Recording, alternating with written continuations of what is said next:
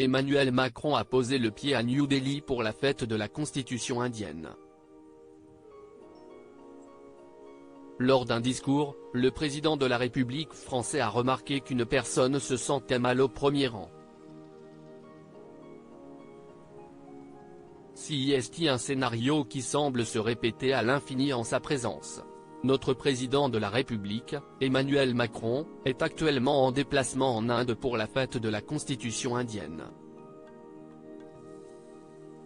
Le vendredi 26 janvier 2024, dans l'après-midi, alors qu'il prenait la parole lors d'un échange avec la communauté française en Inde, à New Delhi, l'époux de Brigitte a repéré que quelque chose clochait dans l'audience, au niveau du premier rang.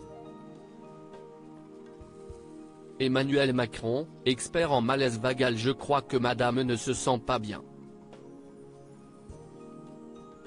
Mieux vaut prévenir. Je suis un grand habitué, ne vous inquiétez pas, a-t-il expliqué avec humour. S'il y a d'autres volontaires, le mieux, c'est de le dire dès qu'on ne se sent pas bien parce que sinon, on tombe. Voilà, il n'y a pas de problème, ce sont des petits malaises vagos. Ils tombent tous comme des mouches, en ce moment, au passage du président de la République. C'est le troisième malaise qui survient autour d'Emmanuel Macron ces derniers jours. Notre président de la République visite l'Inde, mais juste avant, le 23 janvier 2024, il se rendait à l'Institut national du sport pour présenter ses vœux aux acteurs du monde sportif. C'est dans ce cadre qu'il avait assisté à une situation très similaire. Le dirigeant français avait dû demander une chaise pour aider une personne qui ne se sentait pas en forme.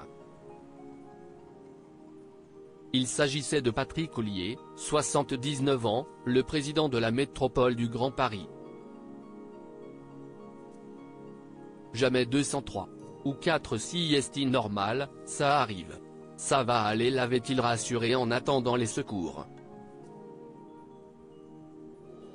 Avant ça, encore, c'est une jeune femme qui était tombée, aux côtés d'Emmanuel Macron, sur scène lors d'une cérémonie devant les armées à Cherbourg.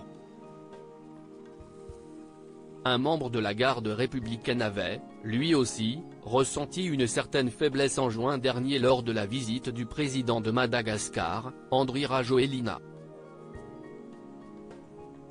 Espérons, désormais, que le reste du voyage de notre président de la République, en Inde, se déroule sans encombre.